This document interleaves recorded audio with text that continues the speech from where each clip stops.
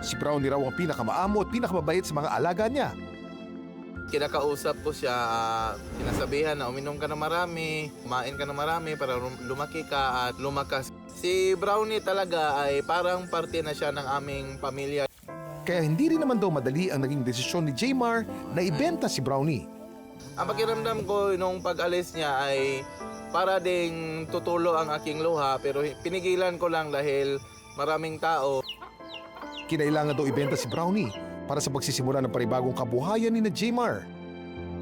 Ang mga luha ni Brownie, labis daw na nagmarka kay Jmar.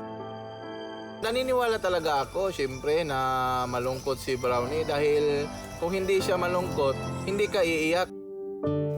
Kaya biglang nagbago ang isip niya at gusto na niyang bawiin ang alaga. Namamiss ko na ang baka ko. Tuwing pagtulog ko ay iniisip ko siya. Makakabalik pa nga kaya si Brownie sa piling ni Jmar?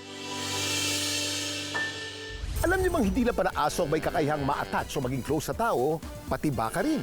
Kapag madalas daw kasama at inaalaga ng isang tao ang baka, nasasanay at nakakabuo rin ng familiarity at attachment. Kaya kapag nahihiwalay sila sa nakasanayang amo o paligid, posible rin silang ma-stress at mag-iba ng kilos.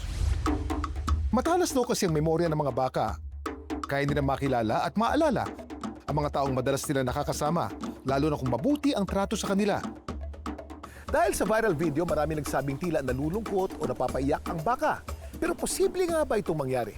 So it's very highly likely that because of the social bonds and friendship na nabuo niya dito sa kanyang human, ay pwede na dahil doon kaya siya parang lumuha o naka-feel siya ng sadness or ng fear or ng separation anxiety. Nakaka-remember sila ng positive and negative na experiences. May ability sila na mag-express or maka-feel ng joy, ng fear, ng anxiety, ng mga ganong emotions. Matapos makipag-usap ni Jmar sa kaibigang pinagbentahan, pumayag din itong ibalik sa kanya si Brownie. At ang araw ng interview namin, ang siyang araw din ng pag-uwi ni Brownie kay Jmar. Hindi ko na po ito ibibenta, aalagaan ko po ito, papalakihin. Dahil napakabait po talaga ng baka na ito po. Naku Brownie, baka naman may tears of joy ka pa dyan ha? Patunay na kapag may pinagsamahan, mapatao man o hayop, mahirap talagang magkalimutan. Nasiyahan talaga ako sa pagbabalik ni Brownie. Dami mong alam, Kuya Kim!